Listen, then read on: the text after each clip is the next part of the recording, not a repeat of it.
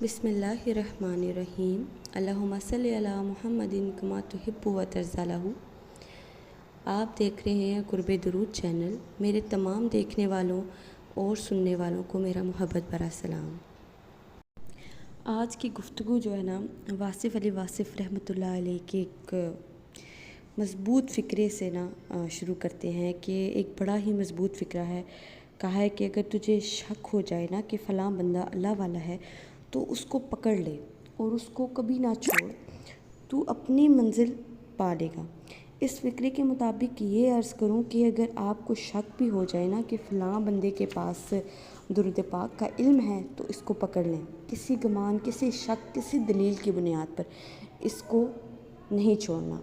وہ نہ بھی کرتا رہے تو اس کو پکڑ کے رکھیں، پھر اس سے عرض کریں کہ اے خوش نصیب، مجھے بھی اس راہ کی سمجھا، مجھے بھی اس سفر کی داستان سنا کہ میں تیرے ساتھ اس مبارک سفر پر چلتا ہوا منزل مقصود تک پہنچنا چاہتا ہوں۔ میری ایک بات یاد رکھیے گا، میرے اس فکرے کو یاد رکھیے گا کہ جب بھی ملا ہے نا، یقین والوں کو ہی ملا ہے۔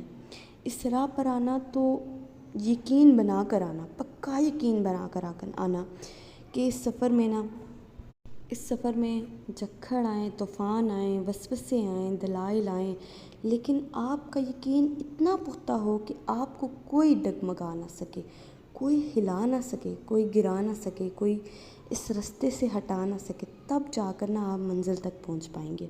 اگر یقین پکا نہیں ہے نا تو اس راہ کا انتخاب کرنے سے پہلے اپنا یقین پکا کر کے آنا ہے۔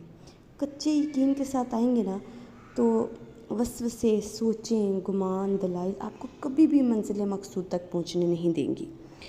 اور درود شریف کا علم حاصل کرنا ہونا یا نورانیت، روحانیت پانی ہو یا خوشبو، سب مسافروں کے لیے یہ شرط ہے کہ عشق رسول صلی اللہ علیہ وسلم ہو، عشق اہل بیت ہو، عشق صحابہ ہو، اولیاء کرام کا ادب ساتھ ہو۔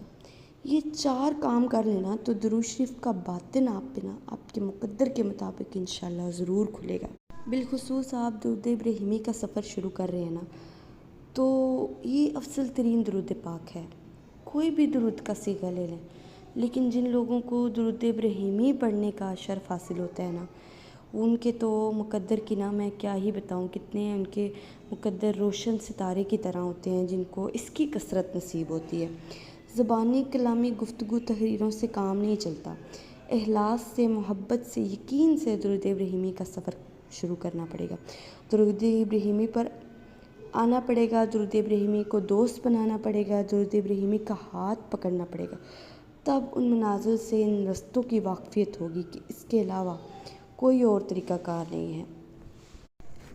درود ابراہیمی کو اپنے ساتھ لے کر چلنا پڑے گا، اس سے محبت کرنی پڑے گی، اس کو وقت دینا پڑے گا، اس کو ایک اپنے ساتھ لے کر چلنا پڑے گا۔